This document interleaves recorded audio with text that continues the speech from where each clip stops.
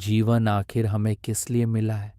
जिस दिन हमें यह बोध हो जाता है कि इस जीवन का वास्तविक कार्य क्या है, उसी दिन से हमारे जीने का तरीका बदल जाता है। फिर किसी दूसरे को यह बताने की ज़रूरत नहीं पड़ती कि हमें क्या करना चाहिए और क्या नहीं। सब कुछ अपने आप सहज होने लगता है। उसके बाद जीवन में कुछ भी बुरा नहीं होता, सब अच्छा ही अच्छा होता है। सच तो ये है कि यह जीवन हमें जीवन चलाने वाले को जानने के लिए मिला है। मेरा जीवन दुनिया की कोई दूसरी ताकत नहीं चला रही। यहाँ तक कि परम शक्तिमान त्रिलोकीनाथ भगवान भी किसी का जीवन नहीं चला रहे हैं। यदि वे चलाते तो कोई जीव दुखी क्यों होता, वह किसी के साथ बुरा क्यों करते। प्रत्येक व्यक्ति स्वभाव से ही परम शक्तिमान है। उसकी अपनी अनंत शक्तियां ही उसका जीवन चला रही है।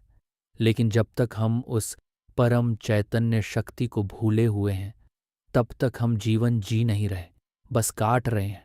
जैसे ही हम अपने चैतन्य स्वरूप को पहचान लेते हैं, जीवन में असली जीवंतता आ जाती है और हम जीवन का असली मकसद जीने लगते हैं।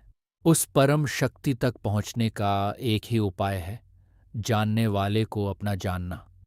महान वैज्ञानिक अल्बर्ट आइंस्टीन ने भी अपने अंतिम दिनों में यही भावना भाई थी कि मैंने जीवन में बहुत सारी खोजें की, बहुत सारे विषयों को जाना, लेकिन मैं अब तक उस जानने वाले को नहीं जान पाया हूँ। अब मैं उसे जानना चाहता हूँ जो यह सब जान रहा है। वास्तव में जो जान रहा है वह मैं हूँ, और जो जानने में आ रहा है वह मैं नहीं हूँ, वह मेरा नहीं है। जिस दिन हम जानने में आने वाली चीज़ों से ऊपर उठकर उस निरंतर जानने वाले को जान लेते हैं, उस दिन जीवन का मकसद पूरा हो जाता है।